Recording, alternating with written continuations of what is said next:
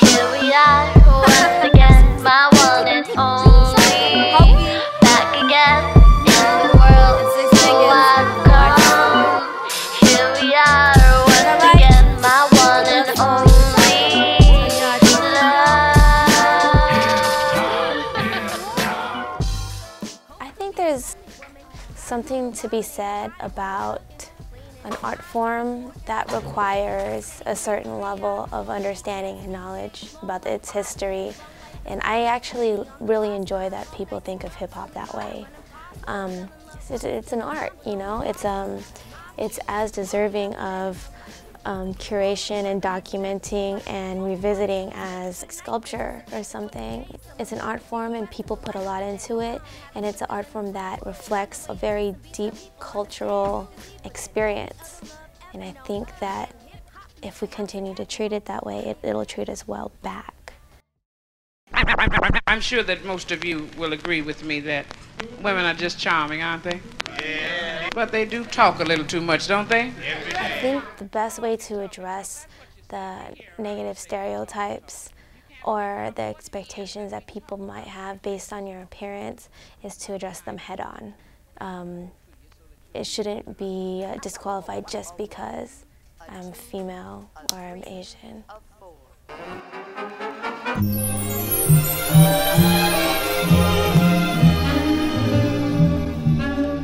You know, I always say my gender and I always say my ethnicity. I'm very proud about it, but I don't necessarily put it in songs. Like, I haven't written a song directly about it, and I haven't preached about it on a song. I know other artists who have, and that's their path as an artist, and that's cool too. Women have been engaging in sin since the beginning, that's how it's been. Oh girl, we done it all. We done told each other off and on till we gone off on our separate ways. So set inside our ways, and although I think the most important ruler to measure how successful hip-hop is on a personal level. If you find that artist or a string of artists or, you know, a song or something that just does it for you, you know, it really strikes a nerve with you, you identify it a lot, you know, then that's when hip-hop is successful. And on a massive scale, if more people feel that way, obviously that's when true success hits. I remember as a high school student when Lauryn Hill came, it was like, yo, I finally have that person in mainstream hip-hop that I can look to, that I feel understands me. She wrote about heartache, she wrote about becoming a mom, and it was just stuff that you just hadn't heard before. And it felt really good. And so coming back to having a more massive reconnection with hip-hop, I think it could occur if there was more alternative styles of artists. If we didn't have to fit into this one category. If you have all these different styles of artists and they all make music that different people can relate to, then it's a more inclusive hip-hop, you know? And I think that's when it would be really, really successful at its peak.